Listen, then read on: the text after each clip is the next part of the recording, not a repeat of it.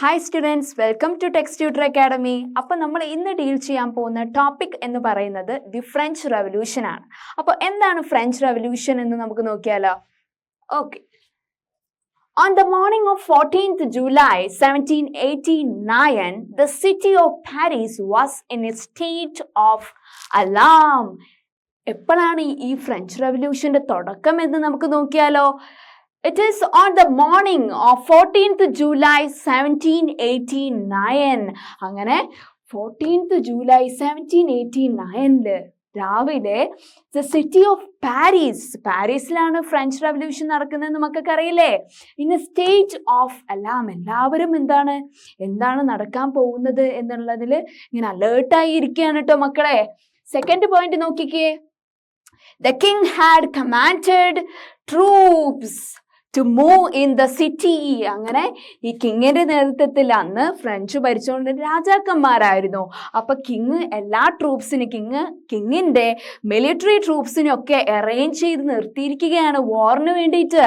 And the rumors spread that he would soon order the army to open fire upon the citizens. എന്തായാലും ഇപ്പൊ തന്നെ ആളുകളൊക്കെ ആകാംക്ഷയിൽ ഇങ്ങനെ നിൽക്കുകയാണ്. ഇനി എന്ത് പറ്റും, എന്തൊക്കെയാണ് സംഭവിക്കാൻ പോകുന്നതെന്നൊക്കെ ഉള്ള ആദിയിൽ നിൽക്കുകയാണ് ആളുകള്. അപ്പോ എപ്പോ വേണമെങ്കിലും കിങ് ഓർഡർ ചെയ്യാം അല്ലെ, ആർമീനോട് എല്ലാം ഫയർ ചെയ്തിട്ട് എല്ലാം ഇല്ലാതാക്കാൻ വേണ്ടിട്ട് ഓർഡർ ചെയ്യാം അല്ലെ. Okay. Some 7,000 men and women gathered in front of town hall. ആ ഒരു കൺട്രീന്റെ ടൗൺ ഹാളിൽ എത്ര പേര് ഒത്തു കൂടിയിട്ടുണ്ട് എന്നാ മക്കളെ പറയുന്നത്? ഇറ്റ് ഈസ് some 7,000 men, 7,000 പുരുഷന്മാരും ആൻഡ് വിമൻ, സ്ത്രീകളും അവിടെ ഗ്യാദർ ചെയ്തിട്ടുണ്ട് എന്നാട്ടോ മക്കളെ പറയുന്നത്. And decided to form a people's military. എന്ന് വെച്ചാൽ കിങ് എന്തായാലും ഞങ്ങളെ കൊന്നെടുക്കാൻ വേണ്ടി മിലിറ്ററിനെ റെഡിയാക്കി നിർത്തിയിരിക്കുകയാണല്ലോ. അപ്പൊ ഞങ്ങളും എന്താക്കണം, ഞങ്ങളുടെ ഒരു മിലിറ്ററി കൂടണം, കുറെ ആളുകൾ ചേർന്നിട്ട് ഒരു പീപ്പിൾ മിലിറ്ററി ഞങ്ങൾക്കും വേണം എന്നുള്ളതിൽ ആളുകൾ ടൗൺ ഹാളിന്റെ മുന്നിൽ അണിനിരന്നു എന്നാണ് കേട്ടോ മക്കളെ പറയുന്നത്. Okay. They broke into a number of government buildings in search of arms. അങ്ങനെ ആയുധങ്ങൾ വേണമല്ലോ. എന്ന് വെച്ചാല് ഇവര് പീപ്പിൾസ് മിലിറ്ററി എന്ന് പറയുമ്പോൾ ആളുകൾ സിറ്റിസൺസിന്റെ കൈമേൽ എന്തെങ്കിലും ആയുധങ്ങളുണ്ടോ? ഇല്ലല്ലേ. അപ്പൊ അവരെന്ത് ചെയ്തു, ഈ ഗവൺമെന്റ് ബിൽഡിങ്സിലൊക്കെ പോയിട്ട് ആയുധങ്ങൾ ഉണ്ടോ എന്ന് ജനങ്ങള് സെർച്ച് ചെയ്തു എന്നുള്ളതാട്ടോ പറയുന്ന മക്കളെ. അപ്പൊ എന്താണ്? On the morning of 14th July 1789, the city of Paris was in a state of alarm. And second point, the king had commanded troops to move into the city. And rumors spread that he would soon order the army to open fire upon the citizens. What about third point? Some 7,000 men and women were gathered in the town hall in order to form what? People's military. So they searched among the government buildings. ല്ലേ, എന്തിനു വേണ്ടിയിട്ട് അവർ government ബിൽഡിങ്സിലേക്ക് പോയത്? എന്ത് search ചെയ്യാൻ വേണ്ടിയിട്ടാ മക്കളെ? in order to search arms. Okay. ഇനി നമുക്ക് സെക്കൻഡ് സ്ലൈഡിലേക്ക് പോയാലോ? Finally, a group of several hundred people marched towards the eastern part of the city. അങ്ങനെ 100 കണക്കിന് ജനങ്ങൾ എങ്ങോട്ടാണ് നീങ്ങിയത്? കൺട്രീന്റെ ഈസ്റ്റേൺ പാർട്ടിലേക്ക് നീങ്ങി എന്നുള്ളതാ പറയുന്നത്. And stormed the fortress prison, the Bastille. അങ്ങനെ അവര് ഫോർട്രസ് പ്രിസൺ ആയിട്ടുള്ള ബാസ്റ്റിൽ അവിടെ അണിനിരന്നു എന്നുള്ളതാട്ടോ മക്കളെ പറയുന്നത്. where they hope to find hoarded ammunition. അല്ലെ, അപ്പൊ അവരെന്ത് ചെയ്തു? എല്ലാവരും 100 കണക്കിന് ജനങ്ങള് ഈ ഒരു സിറ്റിന്റെ ഈസ്റ്റേൺ പാർട്ടിലേക്ക് പോയി. എവിടേക്കാണ് പോയി? And stormed the fortress prison. എന്നിട്ട് അവരെന്ത് നശിപ്പിച്ചു? തീയിട്ട് നശിപ്പിച്ചു. ഫോർട്രസ് പ്രിസൺ ആയിട്ടുള്ള ബാസ്റ്റിൽ അവര് തീയിട്ട് നശിപ്പിച്ചു എന്നുള്ളതാ പറയുന്നത്. ഓക്കെ. ആൻഡ് സെക്കൻഡ് പോയിന്റ് നോക്കിക്കേ മക്കള്. In the armed fight that followed, the commander of the Bastille was killed. അങ്ങനെ അവര് പീപ്പിൾസ് മിലിറ്ററിയും അതുപോലെ കിങ്സിന്റെ മിലിറ്ററിയും കൂടെ ഒത്തുകൂടിയപ്പോൾ അല്ലേ, എന്ന് വെച്ചാൽ കിങ്സ് മിലിറ്ററി എന്ന് പറയുന്ന അവരുടെ ഓപ്പോസിഷൻ ആയിട്ടുള്ള എനിമീസ് അല്ലേ. അപ്പൊ ആ ഒരു ഫൈറ്റില് കമാൻഡർ, ആ ഒരു ബാസ്റ്റിലിന്റെ കമാൻഡർ കൊല്ലപ്പെട്ടു എന്നുള്ളതാണ് പറയുന്നത്. Commander of the ബാസ്റ്റിൽ was killed. Okay, and the prisoners released, though they were only 7 of them. അങ്ങനെ അവിടെയുള്ള പ്രിസണിലുള്ള പ്രതികളൊക്കെ രക്ഷപ്പെട്ടു അല്ലേ? And the Bastille, third point നോക്കിക്കേ, the Bastille was hated by all. ആ ഒരു Bastille എല്ലാവർക്കും എന്താണ്, ആ ഒരു Bastille എന്ന് പറയുന്ന ആർക്കും ഇഷ്ടമില്ലാത്തൊരു institute, because it stood for the despotic power of the king. Bastille ആർക്കും, അവിടെയുള്ള ജനങ്ങൾക്കൊന്നും ആ ബാസ്റ്റിൽ, ആ ഫോർട്രസ് പ്രിസൺ ആർക്കും ഇഷ്ടമല്ല. എന്തുകൊണ്ടാണ്? അത് കിങ്ങിന്റെ അഴിമതി നിറഞ്ഞിട്ടുള്ള ഒരു പവറാണ് ആ ഒരു ബാസ്റ്റിൽ എന്ന് പറയുന്ന ഫോർട്രസ് പ്രിസൺ എന്നുള്ളതാണ് കേട്ടോ പറയുന്ന മക്കളെ. അപ്പൊ എന്തൊക്കെയാണ് നമ്മൾ ഡിസ്കസ് ചെയ്ത മക്കളെ പറഞ്ഞേ? Finally, a group of several hundred people were marched towards the eastern part of the city and stormed the fortress prison, the Bastille, where they hoped to find hoarded ammunition. അല്ലേ? Second point നമ്മൾ എന്താ പറഞ്ഞ മക്കളെ? In the armed fight that followed, the commander of the Bastille was killed and the prisoners were released, and though they were only 7 of them. അല്ലേ? 7 പേരുണ്ടായി, അവരൊക്കെ released ആയി. And third point നോക്കിക്കേ, the Bastille was hated by all because it stood for the despotic power of the king. Okay, അപ്പൊ ഇത്തരം കാര്യങ്ങളാണ് നമ്മൾ ഈ ഒരു സ്ലൈഡിൽ ഡിസ്കസ് ചെയ്തത്. ഇനി നെക്സ്റ്റ് സ്ലൈഡിലേക്ക് നോക്കിക്കേ. And the fortress was demolished. അങ്ങനെ ആ ഒരു പ്രിസൺ അവിടെ നശിച്ച് വീണു അല്ലെ, ചാരമായി അവിടെ വീണു എന്നുള്ളതാണ് പറയുന്നത്. The fortress was demolished and its stone fragments were sold in the markets to all those who keep a souvenir of its destruction. നോക്കിക്കേ, എന്നിട്ട് ഈ ഒരു ഫോർട്രസ് അല്ലെ, ഈ ഒരു പ്രിസണ് നശിച്ച് ഇല്ലാതായി അല്ലെ, എന്നിട്ട് അതിലുള്ള ആ ഒരു കെട്ടിടത്തിന്റെ ബ്രിക്സ്, കല്ലുകളൊക്കെ മാർക്കറ്റിൽ എന്തായി, വിറ്റഴിഞ്ഞു എന്നുള്ളതാണ് പറയുന്നത് ഫസ്റ്റ് പോയിന്റില്. ഇനി നെക്സ്റ്റ് പോയിന്റ് നോക്കിക്കേ മക്കള്. The days that followed saw more rioting both in Paris and countryside. അങ്ങനെ അവിടെ പീപ്പിൾസ് ആർമി അവിടെ അത് വേൺ ചെയ്തപ്പോ അല്ലേ, എന്താണ് പിന്നെ അവിടെ ആ ഒരു ഇത് ഇങ്ങനെ എല്ലാ വിധത്തിലുള്ള കച്ചറയും അവിടെ കെട്ടടങ്ങി എന്ന് നമുക്ക് പറയാൻ പറ്റുമോ? ഇല്ലല്ലേ. ഇനിയാണ് വരാൻ പോകുന്നത് സംഘർഷഭരിത ദിവസങ്ങൾ. ഇനിയാണ് പാരീസിലെ ആളുകൾ അറിയാൻ പോകുന്നത് അല്ലെ. അവർ ചെയ്ത കുറ്റകൃത്യത്തിനെതിരെ ഗവൺമെന്റ് മിണ്ടാതിരിക്കോ? ഇല്ല അല്ലേ. ഓക്കെ, നെക്സ്റ്റ് പോയിന്റ് നോക്കിക്കേ. Most people were protesting the high price of bread. അങ്ങനെ ഈ ഗവൺമെന്റ് എല്ലാത്തിന്റെ പൈസ കൂട്ടി, ഫുഡ് ഐറ്റംസിന്റെ പ്രൈസ് ഒക്കെ അവർ കൂട്ടിയപ്പോ പാവപ്പെട്ട ആളുകൾക്ക് ബ്രെഡ്, സ്വന്തം എന്ന് വെച്ചാൽ ആഹാരം പോലും കഴിക്കാൻ പറ്റാത്ത അവസ്ഥയിലായി. എന്ന് വെച്ചാൽ അവർ കഴിക്കുന്ന ബ്രെഡിന്റെ പ്രൈസ് കൂട്ടി അല്ലേ. It as the beginning of a chain of events that ultimately led to the execution of the king. അങ്ങനെ ഫ്രാൻസിലത്തെ കിങ്ങിനെ അവർ ആ സ്ഥാനത്തിൽ നിന്ന് മാറ്റി. ഇങ്ങനെ എല്ലാത്തിനും പ്രൈസ് കൂട്ടിയാൽ പിന്നെ ജനങ്ങൾക്ക് അവിടെ ജീവിക്കാൻ പറ്റുമോ പാരീസില്? ഇല്ല അല്ലെ. ഓക്കെ, ബാക്കിയുള്ള കാര്യങ്ങൾ നമുക്ക് നെക്സ്റ്റ് സ്ലൈഡിൽ നോക്കാം അല്ലെ. ഓക്കെ, ഇതാണ് ആളുകൾ എല്ലാവരും കൂടെ സ്റ്റോമിങ് ഓഫ് ദ ബാസ്റ്റിൽ. നമ്മൾ പറഞ്ഞ ബാസ്റ്റിൽ നശിപ്പിച്ച് ഇതാക്കിയില്ലേ. ഓക്കെ, ഈ കെട്ടിടങ്ങളെ, ഈ കല്ലാണ് ലാസ്റ്റ് മാർക്കറ്റ് പോയി സോൾഡ് ചെയ്തത് എന്ന് നമ്മൾ പറഞ്ഞത്. Okay, the French society during the late 18th century. അങ്ങനെ 18ാം നൂറ്റാണ്ടിന്റെ അവസാനത്തിലെ ഫ്രഞ്ച് സൊസൈറ്റി എങ്ങനെയായിരുന്നു എന്ന് നമുക്ക് നോക്കിയാലോ. ഫസ്റ്റ് പോയിന്റിലേക്ക് നമുക്ക് പോവാം. ഇൻ 1774 അങ്ങനെ 1774 Louis exist of the Bourbon family of kings ascended the throne of France. അങ്ങനെ അവിടുത്തെ ഫ്രഞ്ചിലുള്ള ആ കിങ്, അവിടെയുള്ള കിങ് എക്സിക്യൂട്ടായി അല്ലെ, അവിടെ നിന്ന് അവര് സ്ഥാനം ഒഴിഞ്ഞു അല്ലെ. ഇങ്ങനെ എല്ലാത്തിനും ഹൈ പ്രൈസ് ആകുന്ന കിങ്ങിനെ ഞങ്ങൾക്ക് വേണ്ട, അതുകൊണ്ട് തന്നെ കിങ് എക്സിക്യൂട്ടായി. എക്സിക്യൂഷൻ വന്നപ്പോ പിന്നെ വേറൊരു കിങ് വന്നു. ഏത് കിങ് ആണ് വന്നത്? It is Louis exist. Okay, ഏത് വർഷമായിരുന്നു മക്കളെ? 1774. ആൻഡ് ലൂയിസ് എക്സ് Sixth belongs to which family? It is a Bourbon family. അദ്ദേഹം ഫ്രാൻസിന്റെ രാജാവായി മാറി എന്നുള്ളതാണ് പറയുന്നത്. ഇനി അദ്ദേഹത്തിനെ കുറിച്ച് നമുക്ക് കൂടുതൽ അറിഞ്ഞാലോ, നമ്മുടെ ലൂയിസ് എക്സിസ്റ്റിനെ കുറിച്ച്.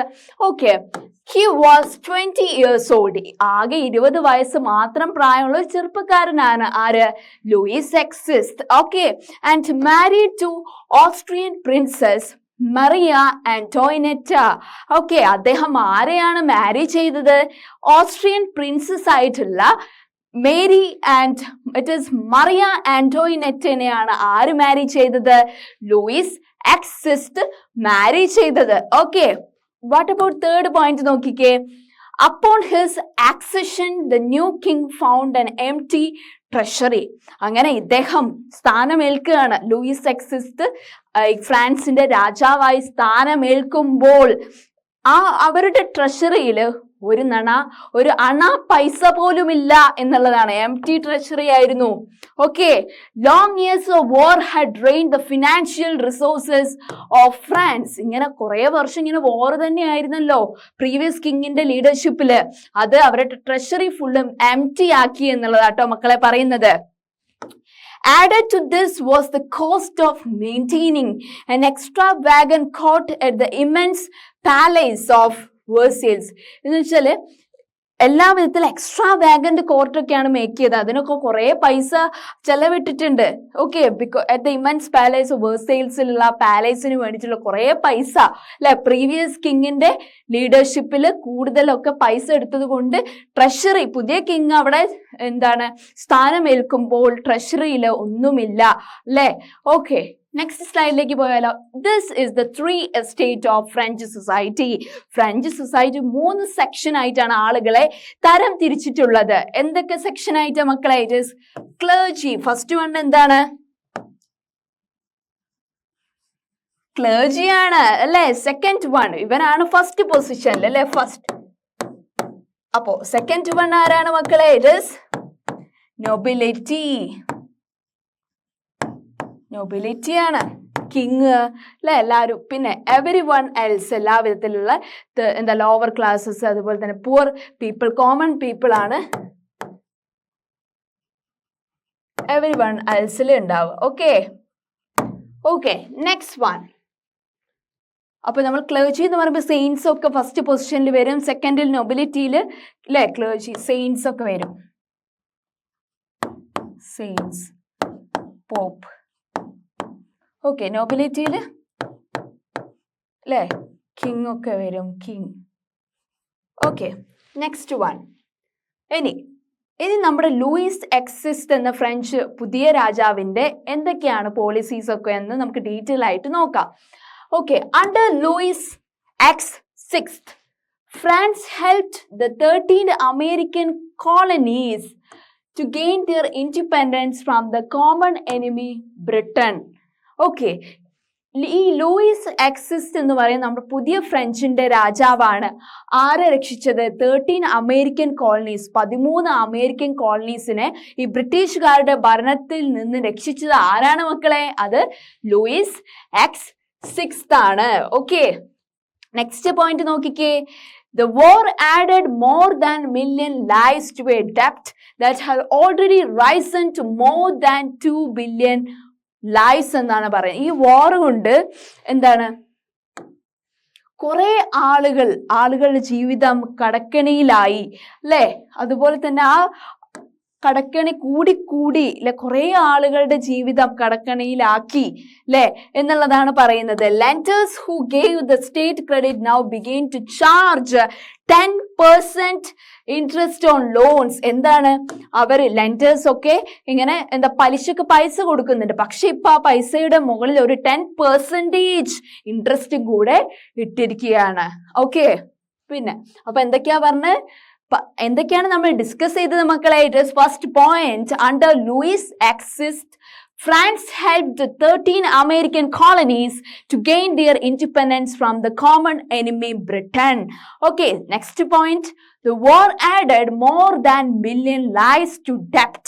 And third point, lenders who gave the state credit, now they begin to charge 10% interest on loans എന്നാണ് പറയുന്നത്. ഓക്കെ, നെക്സ്റ്റ് സ്ലൈഡ് നോക്കിക്കേ. So the French government was obliged to spend an increasing percentage of its budget on interest payments alone. Okay, അതുകൊണ്ട് തന്നെ കൂടുതൽ ആളുകളിൽ നിന്ന് നമ്മൾ കടം വാങ്ങിയത് കൊണ്ട് നമ്മുടെ ഈ ഖജനാവിലുള്ള അല്ലെ അവരുടെ ട്രഷറിയിലുള്ള പൈസ ഇങ്ങനെ ലെൻഡേഴ്സിന് കൊടുക്കാൻ പൈസ മാത്രമേ ഉണ്ടായിരുന്നുള്ളൂ എന്നതാണ് ഫസ്റ്റ് പോയിന്റിൽ പറയുന്നത്. What about the second point? അതുകൊണ്ട് തന്നെ നമുക്ക് ട്രഷറിയിൽ പൈസ ഇല്ല, എല്ലാം പഴയ കിങ് എല്ലാം യുദ്ധത്തിന് വേണ്ടി ചെലവഴിച്ച് നശിപ്പിച്ചു അല്ലെ. അപ്പോൾ to meet its regular expenses അല്ലെ, such as the cost of maintaining an army അല്ലെ, ആർമീനെയൊക്കെ മെയിൻറ്റെയിൻ ചെയ്യാൻ പൈസ വേണം അല്ലെ. പിന്നെ court and running government offices or university the state was forced to increase taxes അല്ലെ. എന്താ വെച്ചാൽ ഇതിനൊക്കെ ഈ സ്ഥാപനങ്ങളൊക്കെ നടത്തി പോകാൻ വേണ്ടിയിട്ട് അവർക്ക് പൈസ ഇല്ല. അപ്പൊ എല്ലാത്തിന്റെയും മുകളിലുള്ള ടാക്സസ് നികുതി അവര് വർദ്ധിപ്പിച്ചു. ലൂയിസ് എക്സിസ്റ്റിന്റെ ലീഡർഷിപ്പിൽ ടാക്സസ് എല്ലാത്തിന്റെയും ഇൻക്രീസ് ചെയ്തു എന്നുള്ളതാണ് പറയുന്നത്. തേർഡ് പോയിന്റ് നോക്കിക്കേ. French society in the 18th century was divided into 3 estates. അങ്ങനെ ഇദ്ദേഹത്തിന്റെ ഇതിലെ 18ാം നൂറ്റാണ്ടില് ഫ്രഞ്ച് സൊസൈറ്റിനെ 3ആയിട്ട് തരംതിരിച്ചു. എന്തൊക്കെയായിട്ടാണ്?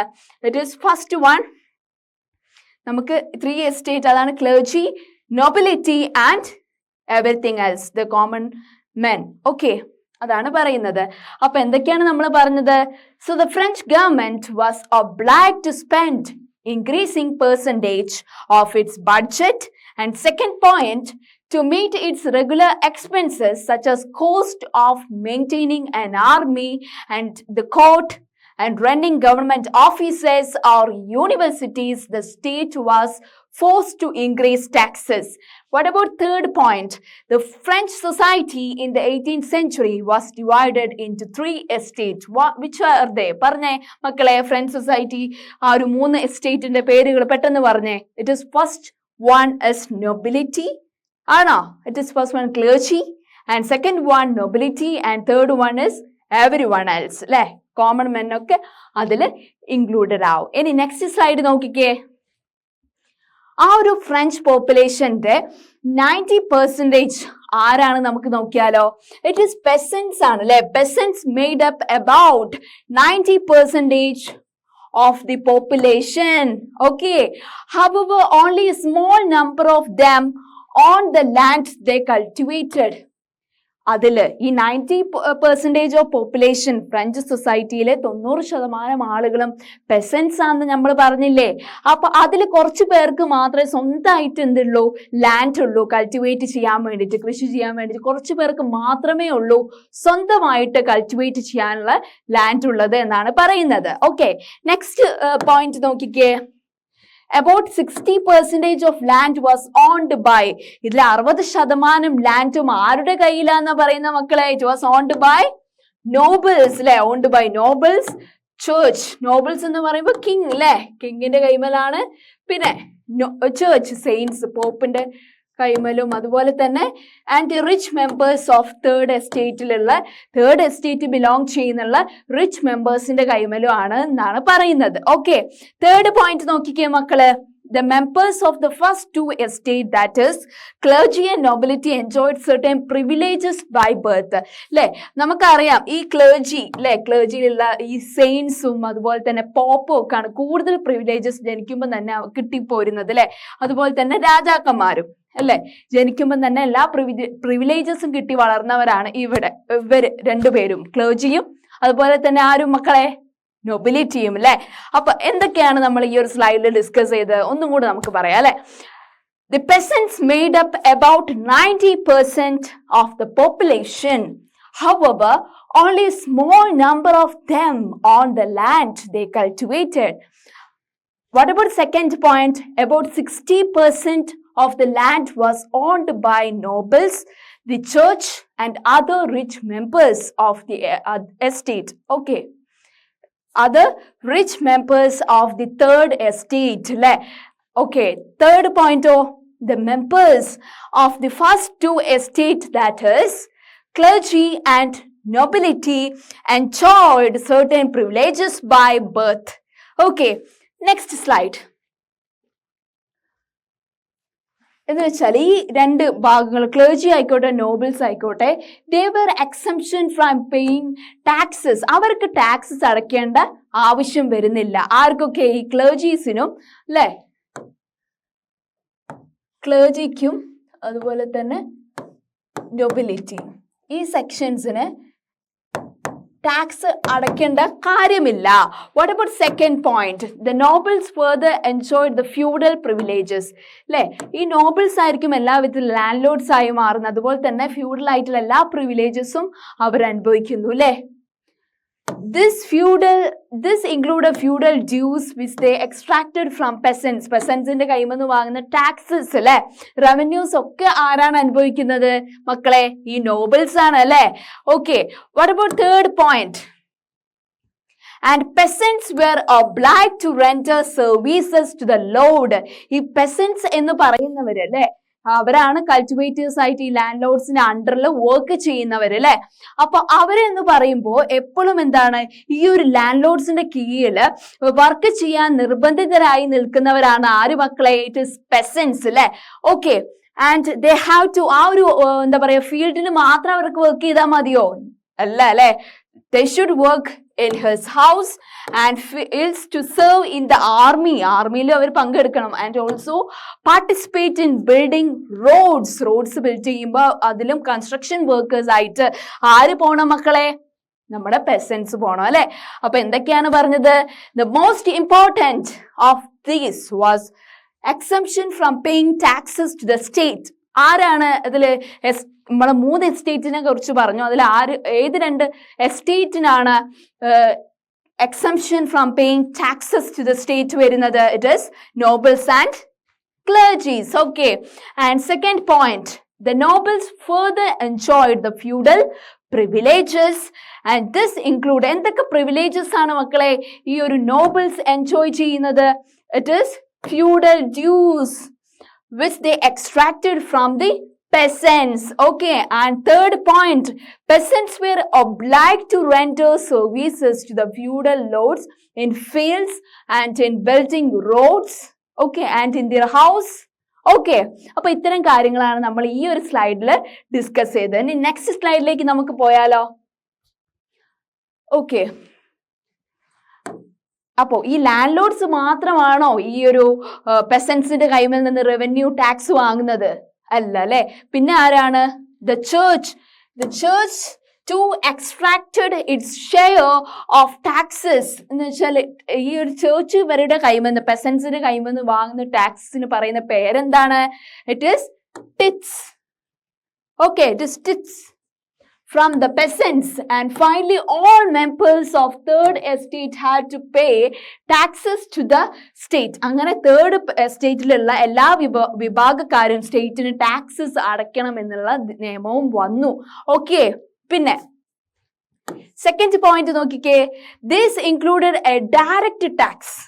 അതിൽ ഡയറക്റ്റ് ടാക്സും ഉൾപ്പെടുന്നു. എന്താണ് ഡയറക്റ്റ് ടാക്സ് അറിയപ്പെടുന്നത്? ഇറ്റ് ഇസ് ടൈലി എന്നാണ് അതിനെ അറിയപ്പെടുന്നത്. It is taille. Okay, it is and a number of indirect taxes which were levied on the articles of everyday consumption like salt or tobacco. അതുപോലെ തന്നെ സാധനങ്ങൾക്കും ഇൻഡയറക്റ്റ് ടാക്സസ് എന്ന് പറയുമ്പോൾ സാധനങ്ങൾക്ക് മേൽ നമ്മൾ ഉൾപ്പെടുത്തുന്ന taxes it is will be tea or tobacco. Okay, അപ്പൊ direct tax mean by daily and indirect tax means is the articles of everyday consumption like tea or tobacco. What about third point? The burden of financing activities of the state through taxes was borne by the third estate alone. ഇങ്ങനെ third എസ്റ്റേറ്റിന് മാത്രം focus ചെയ്തിട്ടാണ് ഇവർ taxes ഒക്കെ ഇതാക്കിയത് അല്ലേ. ബാക്കി നൊബിലിറ്റിക്കും ക്ലർജിക്കും ഒന്നും ഇതിൽ ഇടപെടേണ്ട ആവശ്യമില്ല, അവർക്ക് ടാക്സ് അടയ്ക്കേണ്ട കാര്യമില്ല. ഓക്കെ, അപ്പൊ എന്തൊക്കെയാണ് നമ്മൾ പറഞ്ഞത്? The church too extracted its share of tax called teats from the peasants, and finally all members of the third estate had to pay taxes to the state. What about second point? This included എന്തൊക്കെയാണ് third എസ്റ്റേറ്റിലെ ആളുകൾക്ക് direct ടാക്സും indirect ടാക്സിന്റെ burden അവർ സഹിക്കണം. Direct tax എന്ന് പറയുമ്പോൾ it is daily and indirect tax means the articles of everyday consumption like tea and tobacco. And third point, it is the burden of financing activity of the state through taxes were borne by third estate. Okay, appo any next slide, it is the struggle to survive. appo idil ninnokke ഈ ഒരു വാറിൽ നിന്ന് എങ്ങനെയാണ് French government survive ചെയ്തത്, അതിജീവിച്ചത് എന്ന് നമുക്ക് നോക്കിയാലോ. Okay, first point, and the population of France rose from about 23 million in 1715 to 28 million 1789. അങ്ങനെ French സൊസൈറ്റിന്റെ ജനസംഖ്യ കൂടി ഓരോ വർഷം തോറും. നോക്കിയാലോ, എന്ന് വെച്ചാൽ 1715 23 മില്യൺ പീപ്പിൾ ആയിരുന്നു ഫ്രാൻസിൽ ഉണ്ടായിരുന്നത്. പിന്നെ അത് 1789 എത്തിയപ്പോൾ ഒരു 28 മില്യൺ ആയി. This led to a rapid increase in the demand for food grains. അതുപോലെ അല്ലേ, ജനസംഖ്യ കൂടുമ്പോൾ അതിലുപരിയായിട്ട് എന്തും കൂടെ ഇൻക്രീസ് ചെയ്യും, ആളുകൾക്ക് ഫുഡ് ഗ്രെയിൻസ് അല്ലെ, ഫുഡ് ഐറ്റംസിന്റെ വാങ്ങാനുള്ള ഡിമാൻഡും കൂടും അല്ലേ. അപ്പൊ കൂടുതൽ പ്രൊഡക്ഷൻ നടക്കണ്ടേ. ഓക്കെ, പക്ഷെ ജനസംഖ്യ കൂടുന്നതോറും പ്രൊഡക്ഷൻ അവിടെ നടക്കുന്നില്ല. Production of grains could not keep pace with the demand. ആളുകളുടെ ഡിമാൻഡിനനുസരിച്ച് പ്രൊഡക്ഷൻ ഫ്രഞ്ച് സൊസൈറ്റിയിൽ നടക്കുന്നില്ല എന്നുള്ളതാണ് ഈ പോയിന്റ് പറയുന്നത്. Okay, what about third point? So the price of bread, which was a stable diet of the majority, rose rapidly. പക്ഷേ ആളുകൾ വാങ്ങുന്ന ബ്രെഡിന്റെ പൈസ കൂടിക്കൊണ്ടിരിക്കുകയാണ്. Most workers were employed as labourers. അപ്പോൾ എന്താണ്, അവർക്ക് എന്തെങ്കിലും പണി എടുത്തേ പറ്റുള്ളൂ. അപ്പോൾ കുറെ പേര് വർക്ക്ഷോപ്സിൽ തൊഴിലാളികൾ നിന്നു, whose owner fix their wages. അവിടെയുള്ള ഓണർ ആയിരിക്കും അവർക്ക് വേജസ് ഫിക്സ് ചെയ്യുക അല്ല. ഓക്കെ, അപ്പൊ എന്തൊക്കെയാണ് നമ്മൾ ഈ ഒരു സ്ലൈഡിൽ പറഞ്ഞത്? The population of France rose from 23 million in 1715 to 28 million in 1789. And second point, it is this led to a rapid increase in the demand for food grains, and the production of grains could not become pace with the demand. And third point, it is the price of bread, which was the stable diet of the majority people. So most workers were employed as a laborers. like kore pere എന്ത് ചെയ്തു, തൊഴിലാളികളായിട്ട് വർക്ക്ഷോപ്സിൽ പണിയെടുത്തു. അവിടെയുള്ള owners ആണ് അവരുടെ wages fix ചെയ്യുന്നതും. Okay, ഇത്തരം കാര്യങ്ങളാണ് നമ്മൾ ഈ ഒരു സ്ലൈഡിൽ ഡിസ്കസ് ചെയ്തത്. Okay, what about next slide? പക്ഷേ ഇവര് പണിക്ക് പോയത് എന്തുകൊണ്ടാണ്? ഈ പെസൻസ് വർക്ക് ചെയ്യാൻ തീരുമാനിച്ചു വർക്കേഴ്സ് ആയിട്ട് ഈ ഒരു വർക്ക്ഷോപ്പിൽ പോകാൻ കാരണം അവർക്ക് ബ്രെഡിന്റെ പ്രൈസ് കൂടിക്കൊണ്ടിരിക്കുകയാണ് അല്ലെ. അപ്പൊ അവർക്ക് അത് വാങ്ങണമെങ്കിൽ അതിനനുസരിച്ച് വേജസ് കിട്ടണം. പക്ഷെ അവർക്ക് എന്ത് കിട്ടുന്നില്ല, അതിനനുസരിച്ച് വേജസ് ഓണേഴ്സ് കൊടുക്കുന്നില്ല എന്നുള്ളതാണ് സത്യം. But wages do not keep pace with rise in prices. ഇങ്ങനെ ഓരോ ഭക്ഷണ ഭക്ഷ്യധാന്യങ്ങളുടെ വില കൂടിക്കൊണ്ടിരിക്കുകയാണ്. പക്ഷെ അവരെ വേജസിന് ഒരു മാറ്റം ഇല്ല. വേജസ് പണ്ട് കിട്ടുന്ന അതേ വേജസ് തന്നെയാണ് കിട്ടിക്കൊണ്ടിരിക്കുന്നത് എന്നാണ് കേട്ടോ പറയുന്നത് മക്കളെ. Okay, so the gap between the poor and the rich widened അല്ലെ. എന്ന് വെച്ചാൽ അങ്ങനെ പുവറും റിച്ചും അവരും വേറെ വേറെ പ്രിവിലേജസ് ആണല്ലോ അനുഭവിക്കുന്നത്. ഇവര് റിച്ച് മാത്രമേ പ്രിവിലേജസ് അനുഭവിക്കുന്നുള്ളൂ, പുവറിന് ഒരു സ്റ്റാറ്റസും അവിടെ ഇല്ല അല്ലെ. And things become worse whenever drought or hail reduce the harvest. പിന്നെ അവിടെ എന്താണ്, ഈ ഒരു വോർ കഴിഞ്ഞതിന് ശേഷം പിന്നെ ആളുകൾക്ക് ജീവിതം എങ്ങനെ മുന്നോട്ട് കൊണ്ടുപോകേണ്ടതെന്ന് അറിയാത്ത ടൈമിലാണ് അവിടെ എന്ത് വന്നത്, ഡ്രോട്ട്. അതുപോലെ തന്നെ hail that reduce the harvest. അങ്ങനെ എന്താണ്, ഉഷ്ണകാലം വന്നുള്ള ഇതൊക്കെ നശിപ്പിച്ചു. This led to a subsistence crisis. നിലനിൽക്കാൻ പറ്റാത്തൊരു അവസ്ഥയായി അല്ലെ. ക്രോപ്സ് ഒക്കെ നശിച്ചു. That occurred frequently in France during the old regime അല്ലെ. എന്ന് വെച്ചാൽ പണ്ടത്തെ ആ കിങ് ഭരിച്ചുകൊണ്ടിരിക്കുമ്പോൾ ഇത് തന്നെയായിരുന്നു അവസ്ഥ. എങ്ങനെയാണ് subsistence crisis occurred there. Okay, എന്തൊക്കെയാണ്? The peasants wages did not keep pace with the rise in prices. And second point, the gap between the poor and the rich is widened. And third point, things become worse whenever drought is going to reduce the harvest. This led to the subsistence crisis. Okay. A growing middle class envisages an end to privileges. Okay. നോക്കിയാലോ, In the past, peasants and workers had participated in revolts against increasing taxes and food scarcity. അങ്ങനെ പെസൻസ് എന്തിനു വന്നു? റിവോൾട്ടിന് വേണ്ടി വന്നു, സമരത്തിനായിട്ട് വന്നു. എന്തിനു വേണ്ടിയിട്ടായിരുന്നു? എന്തിനെതിരായിട്ടാണ് അവർ വന്നത്? ഇൻക്രീസിങ് ടാക്സ്, ഇങ്ങനെ നികുതി കൂടി അവർക്ക് നിലനിൽക്കാൻ പറ്റില്ല. അതുപോലെ തന്നെ ഭക്ഷ്യക്ഷാമം കൂടിക്കൊണ്ട് വരികയാണ് അല്ലേ? What about second point? But they lacked the means and programs to carry out full-scale measures that would bring about a change in the social and economic order. പക്ഷെ ഇവർക്ക് ഗ്യാദർ ചെയ്യാൻ അത്ര ആളുകൾ ഇവിടെ പിൻബലത്തിലില്ല, ആ ഒരു ലീഡർഷിപ്പ് എടുക്കാനും ഇല്ല. ഓക്കെ, അപ്പൊ അത് അത്ര വലിയ മാറ്റങ്ങളൊന്നും കൊണ്ടുവന്നിട്ടുമില്ല. Okay, and this was left to those group within third estate who had become prosperous and had access to education. അല്ലേ? എന്ന് വെച്ചാൽ അങ്ങനെ, but the lack the means and programmes. ഇവർക്ക് അങ്ങനെ തരത്തിലുള്ള, ഇവരെ എപ്പോഴും മാറ്റി നിർത്തുകയായിരുന്നല്ലോ പെസൻസിനെ. പക്ഷെ ഇവരിങ്ങനെ കൊണ്ടുവന്ന റിവോൾട്ട് വലിയ തരത്തിലുള്ള സാമൂഹികമായും സാമ്പത്തികമായിട്ടുള്ള മാറ്റങ്ങൾ വന്നു പെസൻസിന് അല്ലേ? എഡ്യൂക്കേഷൻ, അതുപോലെ തന്നെ ഹെൽത്ത് പരമായിട്ടുള്ള എല്ലാ കാര്യങ്ങളും ആക്സസിബിലിറ്റി കിട്ടി എന്നുള്ളതാണ് പറയുന്നത് ഇവരുടെ പെസൻസ് റിവോൾട്ട് കാരണം. ഓക്കെ മക്കളെ, സെക്കൻഡ് സ്ലൈഡ് നോക്കിക്കേ. The 18th century witnessed the emergence of social groups termed the middle class. അങ്ങനെ ഈ പെസൻസിന് ഒരു പേര് വന്നു, ഈ സെക്ഷൻ ഓഫ് പീപ്പിളിന്. പിന്നെ നമ്മൾ എന്ത് വിളിക്കാൻ തുടങ്ങി? 18ാം നൂറ്റാണ്ട് ആ ഒരു ടൈമിൽ നമ്മൾ അവരെ മിഡിൽ ക്ലാസ് എന്നൊരു ടേമിൽ വിളിക്കാൻ. Middle class who earn the wealth through an expanding overseas trade. അല്ലേ? എന്ന് വെച്ചാൽ എന്താ, ഇവരെന്ന് വെച്ചാൽ കൂടുതൽ പൈസ ഉണ്ടാക്കുന്ന എന്തിലൂടെയാണ്? മിഡിൽ ക്ലാസ്സിനെ. ഓക്കെ, അങ്ങനെ ഒരു പുതിയ സോഷ്യൽ ഗ്രൂപ്പ് അവിടെ വന്നു ഫ്രഞ്ച് സൊസൈറ്റിയിൽ, അവരെ മിഡിൽ ക്ലാസ് എന്ന് പറയുന്നത്. എന്താണ് മക്കളെ middle class group of people എന്ന് പറഞ്ഞാൽ? നമുക്ക് നോക്കിയാലോ. It is who earn their wealth through an expanding overseas trade. ഈ ട്രേഡിലൂടെ പൈസ ഉണ്ടാക്കുന്ന ആളുകളെയാണ് നമ്മൾ മിഡിൽ ക്ലാസ് ഗ്രൂപ്പിൽ പറയുന്നത്. And from the manufacture of goods such as woollen and silk textile, they were either exported or bought by the richer members of society. അവിടെ പൈസക്കാരായിട്ടാണ് ആളുകളെ പിടിച്ചിട്ടാണ് അവർ ട്രേഡ് നടത്തുന്നത്. എന്തൊക്കെയാണ് അവരുടെ മെയിൻ ട്രേഡ് തിങ്സ്? എന്തൊക്കെയാണ്? റോ മെറ്റീരിയൽസ്, വൂളൻ, അതുപോലെ തന്നെ silk textiles ആണ് എക്സ്പോർട്ട് ചെയ്യുന്നത് അവര്. ഓക്കെ, സെക്കൻഡ് പോയിന്റ് നോക്കിക്കേ.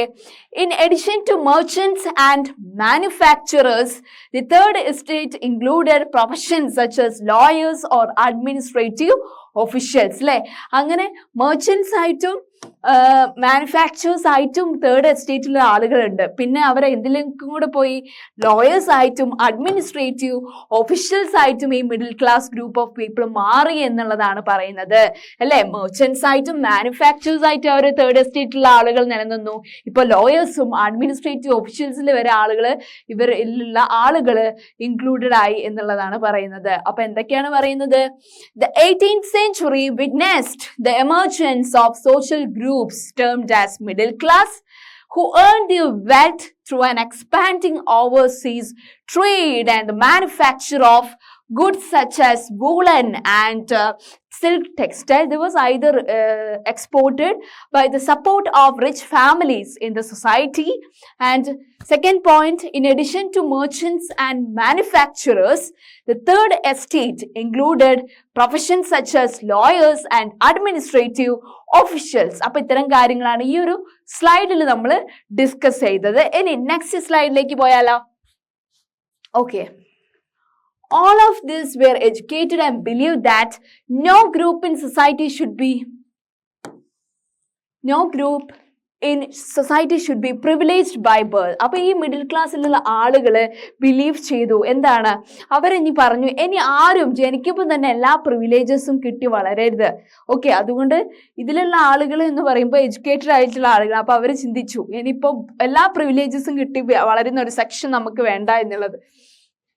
Rather, a person's social position must depend upon his merit. അവൻ എന്താണോ നേടിയെടുക്കുന്നത് അതിന്റെ ബേസ്ഡപ്പ് ആയിരിക്കണം അവന് സോഷ്യൽ സ്റ്റാറ്റസ് പ്രൊവൈഡ് ചെയ്യേണ്ടത് എന്നാണ് മിഡിൽ ക്ലാസ് ആയിട്ടുള്ള ആളുകൾ പറയുന്നത്.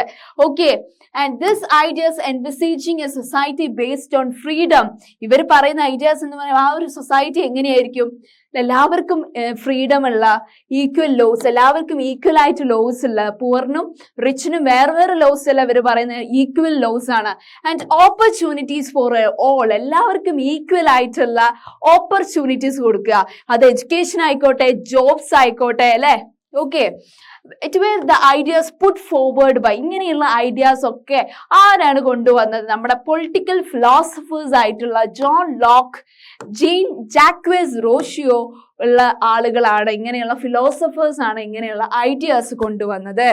അങ്ങനെ ജോൺ ലോക്കിന്റെ ഒരു ബുക്കാണ് in his 2 Treatises of Government. Locke sought to refute the doctrine of divine and absolute right of monarch. ഈ മൊണാർക്കിന്റെ ആബ്സല്യൂട്ട് റൈറ്റിനെതിരെ ഉള്ള ഒരു ബുക്കായിരുന്നു ജോൺ ലോക്ക് എന്ന് പറയുന്ന political ഫിലോസഫറിന്റെ book, The 2 Treatises of Government. Okay, അപ്പൊ നമ്മൾ എന്തൊക്കെയാണ് പറഞ്ഞത്? All of this were educated, like middle class people were educated and believed that no group in society should be privileged by birth. Rather, a person's social position must be depend upon his merit. Okay, what about second point? These ideas envisaging a society based upon freedom and equal laws should be provided to all and equal opportunities for all. അപ്പോൾ കുറെ political ഫിലോസഫേഴ്സിന്റെ AIIMS ആയിരുന്നു ഇതൊക്കെ. ഏതൊക്കെ? John Locke, അതുപോലെ തന്നെ gene Jacques റൂഷിയോന്റെ പോലുള്ള ഫിലോസഫേഴ്സിന്റെ ideas. John ലോക്കിന്റെ ഒരു book നമ്മൾ പറഞ്ഞല്ലോ, it is 2 Treatises of Government. It's included to refute the doctrine, in order to refuse the doctrine of divine and absolute right of king or monarch. Okay. അതുപോലെ തന്നെ റോഷിയോ എന്ന് പറയുന്ന political philosopher എന്ത് ideas ആണ് കൊണ്ടുവന്നത്? Rousseau carried the idea forward proposing a form of government. അല്ലെ, എങ്ങനെയുള്ള government ആണ് റോഷിയോ പ്രപ്പോസ് ചെയ്യുന്നത് മക്കളെ? Based upon social contract between people and their representatives. ജനങ്ങളും റെപ്രസെന്റേറ്റീവ്സ് തമ്മിലൊരു ആശയവിനിമയം നിലനിൽക്കണം എന്നുള്ളതാണ് റോഷിയോ എന്ന് പറയുന്ന പൊളിറ്റിക്കൽ ഫിലോസഫറിന്റെ ഐഡിയോളജി. ഓക്കെ, ഇദ്ദേഹത്തിന്റെ ബുക്ക്. അതുപോലെ തന്നെ വേറൊരു ഫിലോസഫറിന്റെ ബുക്കാണ് in the spirit of laws. അത് മോണ്ടസ്ക്യൂവിന്റെ ഒരു ബുക്കാണ്. Proposed a division of power within the government between legislative, executive and judiciary. ഇദ്ദേഹം പറഞ്ഞു ഗവൺമെന്റ് എന്ന് പറയുമ്പോൾ power sharing should be there between the organs of government. It is legislative, executive and judiciary. And third point നോക്കിക്കേ, ഈ ഒരു മോണ്ടസ്ക്യൂവിന്റെ ഈ ഒരു type of government was put into force in the USA. ഇതേ ടൈപ്പ് ഓഫ് മോഡൽ അല്ലെ ഈ Montesquieu പറഞ്ഞ ഇതേ ടൈപ്പ് ഓഫ് മോഡൽ എവിടെ പ്രിവലന്റ് ആയിട്ടുണ്ട് എന്നാ പറയുന്നത്? USA അല്ലേ. After the 13 colonies declared their independence from Britain. Okay, and the American Constitution and its guarantees of individual rights was an important example for the political thinkers in France. ആ ഒരു example ആണ് പറയുന്നത്. ഈ ബ്രിട്ടന്റെ ഇതിൽ നിന്ന് 14 അല്ലെങ്കിൽ 13 കോളനീസ് ഓഫ് അമേരിക്ക എന്തായി? ഫ്രീ ആയി അല്ലെ. അത് ആ ഒരു ടൈമിൽ അമേരിക്കൻ കോൺസ്റ്റിറ്റ്യൂഷൻ ഗ്യാരണ്ടി ചെയ്യുന്ന individual rights is an example for the political philosophers in France. Okay, അപ്പൊ എന്തൊക്കെയാ പറഞ്ഞത്? Rousseau carried the idea forward proposing a form of government. എങ്ങനെയുള്ള government? Based upon social contract between people and their representatives. Second point, മോണ്ടസ്ക്യൂവിന്റെ ഒരു book in the spirit of laws. It means a division of power within the government is between legislative, executive and judiciary. And third point, this model of government was put into force in the USA after the 13 colonies has declared their independence from Britain. The American Constitution and its guarantees the individual rights that become the model for political philosophers in France. അപ്പൊ ഇത്തരം കാര്യങ്ങളാണ് നമ്മൾ പറഞ്ഞ. മക്കൾക്ക് മനസ്സിലായില്ലേ? Okay, ഇനി next സ്ലൈഡിലേക്ക് പോയാലോ? ഓക്കെ, അപ്പോ നമുക്ക് എന്തൊക്കെ കാര്യങ്ങളാണ് നമ്മൾ ഒന്നും കൂടെ നമുക്കൊന്ന് റീവൈൻഡ് ചെയ്ത് പോവാം. ഓക്കെ ഓക്കെ അപ്പൊ നമ്മൾ ഫ്രഞ്ച് സൊസൈറ്റിനെ കുറിച്ച് പറഞ്ഞു 18th സെഞ്ച്വറിയിൽ അല്ലേ. അവിടെയുള്ള കിങ്ങിനെ എക്സിക്യൂട്ട് ചെയ്യുന്നതിന് ശേഷം അവിടെ കൂടുതൽ ടാക്സസും വാറിന്റെ ഇതൊക്കെ കാരണം അവർക്ക് പുതിയ കിങ് വന്നേ പറ്റുള്ളൂ. അപ്പൊ അദ്ദേഹത്തെ പുറത്താക്കിയിട്ട് വേറൊരു കിങ് വന്നു. അത് ലൂയിസ് എക്സിസ്റ്റ് ആയിരുന്നു. ഏത് വർഷമായിരുന്നു ലൂയിസ് എക്സിസ്റ്റ് ചുമതലയേറ്റത് മക്കൾ പറഞ്ഞേ? It is in 1774. Very good. അന്ന് അദ്ദേഹം ഭരിക്കാൻ കിങ് ആയിട്ട് ചുമതല ഏറ്റപ്പോൾ ലൂയിസ് എക്സ് എത്ര വയസ്സായിരുന്നു മക്കളെ? ഇറ്റ് ഈസ് 20 years old അല്ലെ? ഓക്കെ. അദ്ദേഹം മാരി ചെയ്ത് ആരെയായിരുന്നു മക്കളെ? ഇറ്റ് ഈസ് ഓസ്ട്രിയൻ പ്രിൻസസ് ആയിട്ടുള്ള മറിയ ആന്റോയിനെറ്റിനെയാണ് അല്ലെ? ഓക്കെ. അപ്പൊ അദ്ദേഹം ചുമതല ഏറ്റപ്പോ അവിടുത്തെ ട്രഷറി എങ്ങനെയായിരുന്നു? ഫുള്ള് പൈസയോട് കുഞ്ഞുകൂടി നിൽക്കുകയായിരുന്നു? അല്ല അല്ലെ? It is an empty treasury due to the long years of war, isn't it? That has drained the financial assistance of the country. Okay. What about next? നമ്മൾ 3 estates of French society ന്റെ 3 section ആയിട്ട് ആളുകളെ divide ചെയ്തിട്ടുണ്ട്. Teacher പറഞ്ഞില്ലേ എന്തിനൊക്കെ ബേസിസിലാണ്? എന്തൊക്കെയാണ് ആ division എന്ന് മക്കൾ പെട്ടെന്ന് പറഞ്ഞേ. ഏതൊക്കെ ഡിവിഷൻ ആയിട്ടാണ്? ആ 3 ഡിവിഷൻസ് പെട്ടെന്ന് പറഞ്ഞേ. It is very good. Clergy, nobility and everyone else. Okay. Next. അപ്പോൾ ലൂയിസ് എക്സിന്റെ നേതൃത്വത്തിൽ എന്താണ് അമേരിക്കയിലുള്ളവർക്ക് ഒരു ഹെൽപ്പ് ആയത്? എങ്ങനെയാണ്? ബ്രിട്ടന്റെ ഇതിൽ നിന്ന് 13 കോളനീസിനെ സേവ് ചെയ്തു. ആര്? Louis X. ഓക്കെ. ഇങ്ങനെ വാർ കൊണ്ട് എന്താണ് ഈ ഫ്രാൻസിലുള്ള സൊസൈറ്റി എന്ന് പറയുമ്പോൾ കൂടുതൽ എന്താണ് കടക്കണിയിലായിരിക്കുക എന്ന് ടീച്ചർ പറഞ്ഞില്ലേ അല്ലേ? എന്താന്ന് വെച്ചാൽ ഇവർക്ക് സ്വന്തമായിട്ട് ആർമി ഫോം ചെയ്യാനോ അതുപോലെ തന്നെ കോർട്ടിനോ അല്ലെങ്കിൽ ഗവൺമെന്റ് ഓഫീസസ് ഫോം ചെയ്യാനോ ഒന്നും കൈമേൽ പൈസ ഇല്ല. അതുകൊണ്ട് തന്നെ എല്ലാത്തിനും അവർ ടാക്സസ് കൂട്ടി. പക്ഷേ ഫ്രഞ്ച് സൊസൈറ്റിയിലുള്ള എല്ലാവർക്കും പക്ഷേ ഈ ടാക്സസ് അടയ്ക്കേണ്ടത് 3rd എസ്റ്റേറ്റിന് മാത്രം, ഈ പെസൻസിന് മാത്രമേ ഉള്ളൂ. ബാക്കിയുള്ളവരൊന്നും അടയ്ക്കേണ്ട ആവശ്യമില്ല എന്നുള്ളതാണ് പറയുന്നത്. പിന്നെ പെസൻസ് എന്ന് പറയുമ്പോൾ എത്ര ശതമാനമാണ് ഫ്രഞ്ച് സൊസൈറ്റിയിലെ മക്കളെ?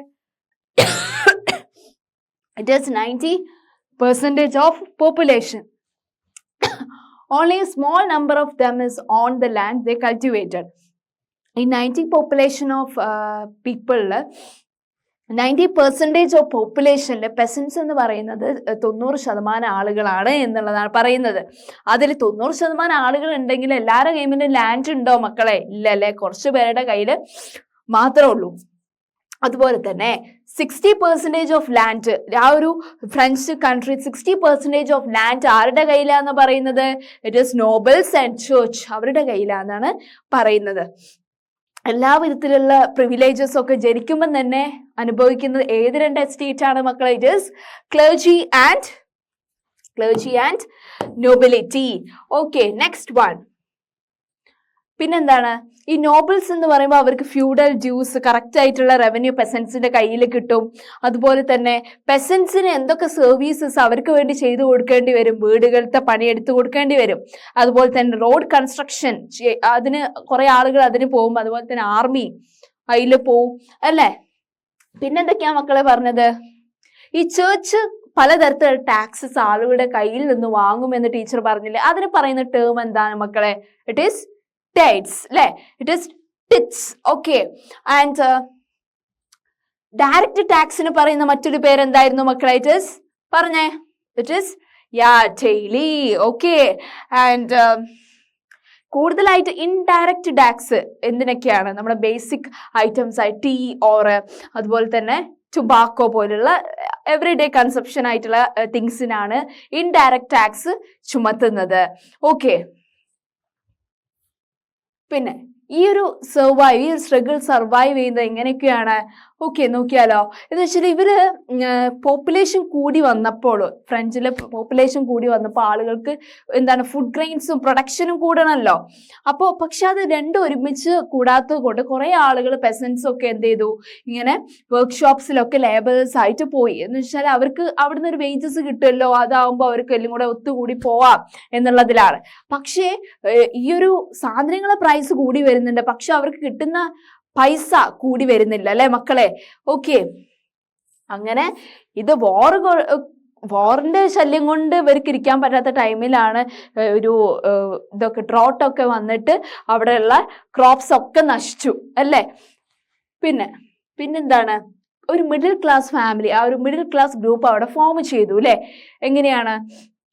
ഈ പെസൻസ് ഒക്കെ എന്തായി, എന്തിനു വേണ്ടി എതിരെ പോരാടി, ഈ ടാക്സ് കൂടി വരികയാണ്, അതുപോലെ തന്നെ ഭക്ഷ്യക്ഷാമം കൂടി വരികയാണ് അല്ലെ. അപ്പോൾ എന്താണ്, അവര് പല ചേഞ്ചസ് വരുത്തി. ഇങ്ങനെ ഇവരുടെ റിവോൾട്ട് കാരണം എന്താണ് പല changes, social and economic changes ആ സൊസൈറ്റിയിൽ വന്നു. ഈ മിഡിൽ ക്ലാസ്സിലെ തേർഡ് എസ്റ്റേറ്റുള്ള ആളുകൾക്ക് തന്നെ എഡ്യൂക്കേഷൻ കിട്ടി. അതുപോലെ തന്നെ ഇവർ പറയുന്ന middle class family, middle class ഉള്ള ആളുകൾ മാനുഫാക്ചറേഴ്സ് ആയിട്ട് വർക്ക് ചെയ്യുന്നുണ്ട്, ട്രേഡേഴ്സ് ആയിട്ട് വർക്ക് ചെയ്യുന്നുണ്ട് അല്ല. അതുപോലെ തന്നെ എല്ലാ വിധത്തിലുള്ള പ്രൊഫഷൻസിൽ ഇപ്പോൾ ഉണ്ട്. ലോയേഴ്സ് ആയിട്ട്, അഡ്മിനിസ്ട്രേറ്റീവ് ഓഫീഷ്യൽസ് ആയിട്ടൊക്കെ വർക്ക് ചെയ്യുന്നുണ്ട്. നമ്മൾ ഡിസ്കസ് ചെയ്തതല്ലേ. പിന്നെ എന്തൊക്കെയാ മക്കളെ നമ്മൾ പറഞ്ഞത് അല്ലേ? ഈ മിഡിൽ ക്ലാസ് ആളുകൾ പറയാണ്, അവർ പറയാണ് എല്ലാവർക്കും ജനിക്കുമ്പോൾ തന്നെ എല്ലാ പ്രിവിലേജസും നമ്മൾ കൊടുക്കരുത്. എല്ലാവർക്കും എന്താണ് സൊസൈറ്റി, അവരുടെ ഒരു സൊസൈറ്റി എന്ന് പറയുമ്പോൾ it is based upon equal laws. എന്ന് വെച്ചാൽ പാവപ്പെട്ടവർക്ക് ഒരു ലോ, അതുപോലെ തന്നെ പൈസക്കാർക്ക് ഒരു ലോ, അങ്ങനെയല്ല. എല്ലാവർക്കും ഒരേ ഈക്വൽ ലോസ് കൊടുക്കുക. ഓപ്പർച്യൂണിറ്റീസ് ഫോർ ഓൾ, എല്ലാവർക്കും ഓപ്പർച്യൂണിറ്റീസ് കൊടുക്കുക. അത് in order to gain education ആയിക്കോട്ടെ, ജോബ്സ് ആയിക്കോട്ടെ, ഈക്വൽ വേജസ് അല്ലെ, ഫിക്സ്ഡ് ആയിട്ടുള്ള ടൈം ഒക്കെ ഉണ്ടായിരിക്കണം. അപ്പൊ നമ്മൾ കുറെ പൊളിറ്റിക്കൽ ഫിലോസഫേഴ്സ്, ഇവരെ സപ്പോർട്ട് ചെയ്യുന്ന കുറെ പൊളിറ്റിക്കൽ ഫിലോസഫേഴ്സിനെ നമ്മൾ കണ്ടു. John Locke and Jean Jacques Rousseau. അപ്പൊ ജോൺ ലോക്കിന്റെ ഒരു ബുക്ക് ഏതായിരുന്നു? 2 Treatises of Government. അദ്ദേഹം പറയുന്നത് ആ ഒരു ബുക്കിൽ എന്താണ് മക്കളെ പറയുന്നത് പറഞ്ഞേ? അതന്നെ, എന്താണ്, ഇങ്ങനെയുള്ള മൊണാർക്ക് റൂള് ഇല്ലാതാവണം എന്നുള്ളതാണ്. മൊണാർക്കി അവിടെ ഇല്ലാതാവണം, ആ ഒരു കോൺസെപ്റ്റ് അവിടെ നശിക്കണം എന്നുള്ളതാണ്. അപ്പൊ റോഷ്യോന്റെ കോൺസെപ്റ്റ് എന്തായിരുന്നു? There should be a connection between people and representatives. ജനങ്ങളും അതുപോലെ തന്നെ ഗവൺമെന്റ് റെപ്രസെന്റേറ്റീവ്സും തമ്മിൽ ഒരു ആശയവിനിമയം നിലനിൽക്കണം എന്നുള്ളതാണ് പറയുന്നത്. ഓക്കെ, ആൻഡ് മോണ്ടസ്ക്യൂവിന്റെ ബുക്ക് ഏതായിരുന്നു? In the spirit of law. അതിൽ അദ്ദേഹം പറയുന്ന ഗവൺമെന്റിനെ 3ആയിട്ട് തരംതിരിക്കണം. അവിടെ പവർ ഷെയറിംഗ് വേണം. ഏതൊക്കെയാണ് 3 organs? Legislature, executive and judiciary. Okay, ഈ ഒരു മോഡൽ ഓഫ് ഗവൺമെന്റ് എവിടെ ഫോളോ ചെയ്തിട്ടുണ്ടെന്ന് പറയാം? അമേരിക്കൻ സൊസൈറ്റിയിൽ അല്ലെ. ഈ 13 അമേരിക്കൻ കോളനീസിന് ഫ്രീ അല്ലെ, ഫ്രഞ്ച് സൊസൈറ്റി ഫ്രീ അപ്പ് ആക്കി. അങ്ങനെ ഈ അമേരിക്കൻ കോൺസ്റ്റിറ്റ്യൂഷൻ ഈ ബേസ്ഡ് അപ്പ് ആയിട്ട് എന്താണ്, അവരുടെ കോൺസ്റ്റിറ്റ്യൂഷൻ ഫോം ചെയ്തു, എല്ലാ ഇൻഡിവിജ്വൽ റൈറ്റ്സും ഗ്യാരണ്ടി ചെയ്തു അല്ലെ. ഓക്കെ, അപ്പോൾ ഇത്തരം കാര്യങ്ങളാണ് നമ്മൾ ഈ ഒരു സെഷനിൽ നമ്മൾ ഡിസ്കസ് ചെയ്തത്. ഇനി നെക്സ്റ്റ് സെക്ഷനിൽ നമുക്ക് ഈ ഒരു റെവല്യൂഷൻ വന്നപ്പോൾ എന്തൊക്കെ കാര്യങ്ങളാണ് വന്നത്, എന്തൊക്കെ മാറ്റങ്ങളാണ് ആ ഒരു ഫ്രഞ്ച് സൊസൈറ്റിയിൽ വന്നത് എന്നത് നമുക്ക് നെക്സ്റ്റ് സെഷനിൽ ഡിസ്കസ് ചെയ്യാം കേട്ടോ. താങ്ക്